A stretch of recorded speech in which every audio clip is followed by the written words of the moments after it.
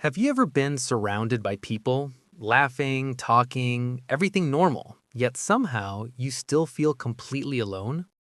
That feeling isn't random, and it says more about your mind than you think. Loneliness isn't just about being physically alone. Some of the loneliest people are the ones constantly around others, at parties, in classrooms, even with friends. There's this quiet disconnect you can't explain. If you felt this, there's nothing strange about you.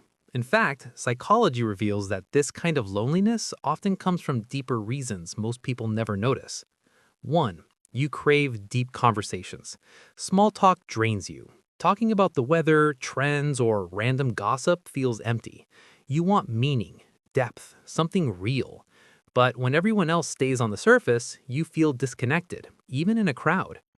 2. You feel misunderstood. You try to express yourself, but it never fully lands. People hear you, but they don't get you. And over time, you stop explaining, not because you have nothing to say, but because you feel no one will truly understand. 3. You hide your real thoughts.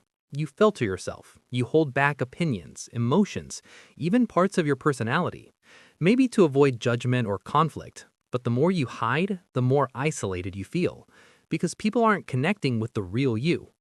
4. You're emotionally aware. You pick up on everything: tone, energy, awkward silences. You sense when something feels off. This awareness makes interactions feel heavy, even when others don't notice anything. Sometimes knowing too much creates distance. 5. You expect more from relationships. You don't just want people around you, you want connection, loyalty, depth. And when relationships feel shallow or temporary, it leaves you feeling empty. Not because you're asking for too much, but because you're asking for something real.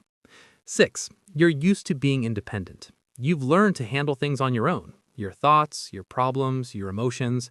So even when people are around, you don't naturally lean on them.